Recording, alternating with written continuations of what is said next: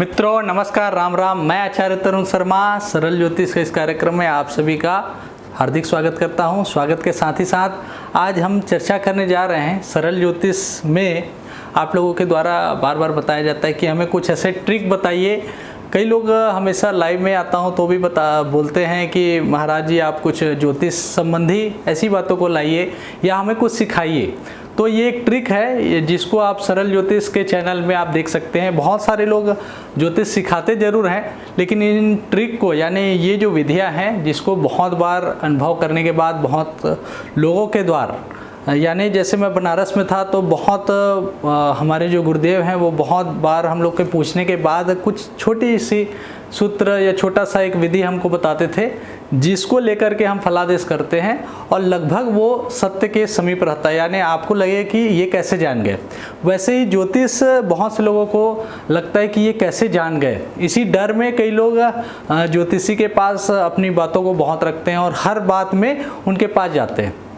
डरने की ज़रूरत नहीं है, ज्योतिष आप भी सीख सकते हैं, लेकिन आपको धैर्य के साथ कुछ चीज़ों को ध्यान में रखना पड़ेगा। जैसे ज्योतिष को हम जानते हैं कि 9 ग्रहों के ऊपर आधारित है। जैसे 7 वार होते हैं, रविवार से आप प्रारंभ करें तो सूर्य ग्रह को पहला वार का अधिपति माना गया है, उसको राजा भी माना गया है। दूसरे है चंद्रमा, जो चंद्रमा है वो मंत्री के रूप में है। उसके बाद है मंगल है, वो राजकुमार के रूप में है। बुध है।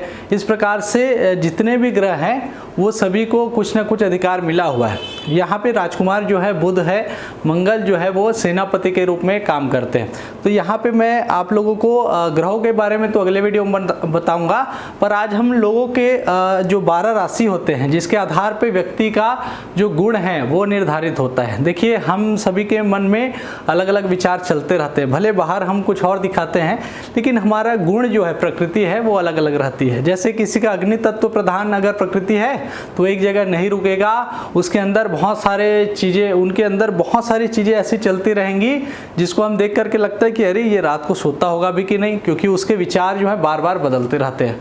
कोई भावुक ज़्यादा होता है, कोई क्रोधी ज़्यादा होता है। बहुत सारे ऐसी चीज़ें हैं जिसको हमको जानना बहुत ज़रूरी है। हम सरल विधि से जान सकते हैं। जैसे ये 12 राशियों के नाम मैंने यहाँ पे लिखा हुआ है। पहली राशि का नाम है मेष, आप जान सकते हैं। वैसे जो नहीं जानते होंगे वो इसको नोट कर लीजिए। पहली राशि है मेष, दूसरा है वृष, तीसरा है मिथुन, चौथा है कर्क, 5वीं राशि है सिंह, 6वीं राशि कन्या, 7वीं राशि का नाम है तुला, 8वीं राशि का नाम है वृश्चिक, 9वीं राशि का नाम है धनु, 10वीं राशि का नाम है मकर, 11वीं राशि का नाम कुंभ और 12वीं जो अंतिम राशि है उसका नाम है मीन।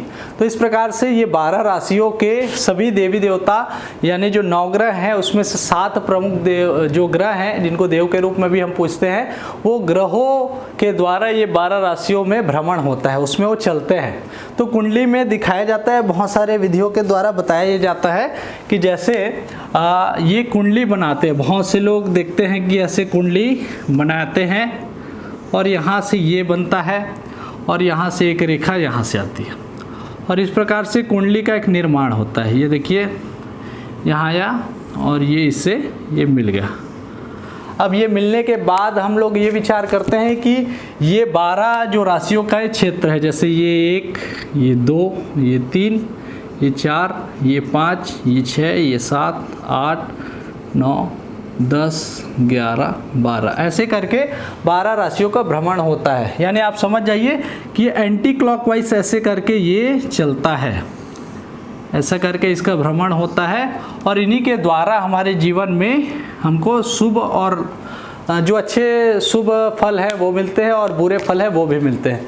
तो यहाँ पे आगे मैं जो चर्चा करने जा रहा हूँ उसको आप ध्यानपूर्वक देखिए कि अब हम इसके द्वारा कैसे जान पाएंगे कि कौन से ग्रह या कौन सी राशि, यहाँ पे कौन सी राशि है, उनकी प्रकृति कैसी है। पहला जो तत्व है जिसको हम लोग एक सूत्र के रूप में जो ट्रिक मैं बताने जा रहा हूँ उसका शॉर्टकट है अ भू वा ज। आप बोलेंगे कि ये अभुवाज ये क्या है? अभुवाज क्या है? इसका नाम है, इसको मैं लिख देता हूँ, आप समझ जाएंगे। अ से होता है अग्नि, अ से होता है अग्नि तत्व। हम लोग जानते ही हैं कि पंच तत्व में प्रमुख रूप में अग्नि तत्व को माना गया है। अग्नि तत्व के बाद भू से आप समझ जाइए भूमि यानी पृथ्वी तत्व, भूमि तत्व यानी पृथ्वी तत्व। अब तीसरा है वा, वा से वायु, वायु तत्व, और ज से आप समझ सकते हैं कि वा के बाद ज यानी जल तत्व की यहाँ पे बात मैं कर रहा हूँ। अब ये बोलिए कि अब इसको कैसे पहचानेंगे कि मेरी अग्नि तत्व है कि नहीं। अगर किसी का नाम अ से आ रहा है या उ से आ रहा है तो क्या उसकी राशि क्या होगी, उस बारे में भी चर्चा करेंगे। पहले आप ये देख लीजिए कि आपके स्क्रीन पे एक फोटो आ रहा होगा जिसमें मैं अक्षर पे कौन सी राशि आती है उसको लिख दिया हूँ, उसको आप ध्यानपूर्वक देख लीजिए, बने तो स्क्रीनशॉट ले लीजिए। अब यहाँ पे जो अग्नि तत्व है उसके सामने आप ऐसे लिखिए वर्टिकल, यानी ऊपर से नीचे करके, ऊपर से नीचे की ओर आप ये लिखिए 1 2 3 4, ये लिख दिए। उसके बाद यहाँ पे थोड़ी दूरी पे लिखिए 5 6 7 8, उसके बाद यहाँ पे फिर लिखिए 9 10 11 12। अब आप बोलेंगे पंडित जी आपने जो ऊपर में लिखा है उसी को यहाँ पे क्यों लिखे। इसको मैंने सहूलियत के लिए लिखा है कि आप लोगों को यहाँ पे अगर अंकों में असुविधा लगे तो यहाँ से अंकों को आप ले लीजिए। अब आप बोलेंगे कि अग्नि तत्व वाली राशियाँ कौन सी है, ये शॉर्टकट ट्रिक से आपको पता चल गया। अ अग्नि, भू भूमि, वायु, वा और ज से जल, इनके ये जो अंक है ये राशियों का प्रभाव इन पर पड़ता है। यानी अग्नि तत्व वाली राशियां हैं 1 5 9, यानी मेष राशि, सिंह राशि, और यहाँ पे 9वीं राशि यहाँ पे मैं लिखा हूँ कौन सी राशि है, आप समझ सकते हैं धनु राशि है। तो इनका प्रभाव क्या रहेगा, आइए उसको देखते हैं। अग्नि तत्व हम जानते हैं कि अग्नि जब भयावह रूप में आता है तो वो बहुत ही विकराल रूप में आता है और लोगों को भयभीत भी करता है, लेकिन वो साहस का भी प्रतीक माना गया है। जब हमारे घर में या जीवन में जब अंधेरा छाता है तो एक दीपक के रोशनी से हमारे जीवन में एक शुभता आती है, अंधेरा दूर होता है, वैसे अग्नि तत्व वालों का प्रभाव बना रहता है। अब अग्नि तत्व वालों के जीवन में आती है तीव्रता और उष्णता। तीव्रता यानी तेजी, ऐसे लोगों को चैन नहीं मिलता, बहुत सारे काम एक साथ करना चाहते हैं। ऐसे अग्नि तत्व वाले अधिकतर राजा की प्रकृति में आते हैं, क्योंकि सिंह राशि राजा की राशि है, सूर्य की राशि है, तो अधिकतर लोग राजा बनते हैं या किसी सेना का प्रतिनिधित्व करते हैं अग्नि तत्व वाले। दूसरे होते हैं भूमि तत्व वाले। भूमि तत्व वालों में स्थिरता होती है। हम जानते हैं कि पृथ्वी में स्थिरता है, यानी धीरे धीरे काम करते हैं लेकिन बहुत ही ज़्यादा बुद्धि लगा करके अपनी बुद्धि के द्वारा इतने सारे कठिन काम को भी आसान कर देते हैं। तीसरा जो होता है वायु तत्व। अब वायु तत्व यानी क्या होता है, वायु कहीं भी पहुंच जाता है, आप जानते हैं। तो ऐसे व्यक्ति जैसे बैठे हैं एक स्थान पे, लेकिन उनकी कल्पना शक्ति या सृजनशीलता बहुत ज़्यादा सोचते हैं और कुछ नया कर दिखाते हैं, तो इनकी कल्पना शक्ति बहुत विशेष होती है। इस प्रकार से ये तीनों तत्व का प्रभाव हमको दिखता है। हाँ, और चौथी जो विशेष चौथे तत्व के बारे में जो मैं चर्चा कर रहा हूँ, ये हम जानते हैं कि जैसे नदी का स्वभाव है सरल स्वभाव है, यानी ऐसे लोग ज़्यादातर भावुक ज़्यादा होते हैं। यानी अगर किन्हीं की राशि है, इनमें से कोई भी एक राशि है, जैसे यहाँ पे 4 राशि लिखा है, 4 का मतलब है कर्क, 8 राशि वृश्चिक है और 12 है मीन। अगर आपकी भी ऐसी राशि है तो आप जल तत्व में आते हैं, आप अधिक भावुक रहेंगे, ज़्यादातर जल संबंधी चीज़ें आपको बहुत पसंद रहेंगी। यहाँ पे अग्नि तत्व वालों को अग्नि संबंधी यानी रिस्क वाले कार्य में उनको सफलता मिलती है और उनका मन भी उसी में लगता है। भूमि तत्व वाले लोग बहुत सोच समझ के करते हैं, कई लोग उनको आलसी भी बोल देते हैं, लेकिन उनके अंदर एक कुछ विशेष गुण रहता है सोच समझ के काम करने का। वायु तत्व वाले कल्पनाशील रहते हैं, लेकिन ऐसे लोग असफल भी बहुत होते हैं क्योंकि सोचने में ज़्यादा समय लगा देते हैं। इसलिए अगर आपकी राशि है मिथुन, तुला और या फिर कुंभ राशि अगर आपकी है तो यहाँ पे आपको ध्यान रखने की जरूरत है, ज़्यादा सोचिए मत, अपने काम में लगे रहिए।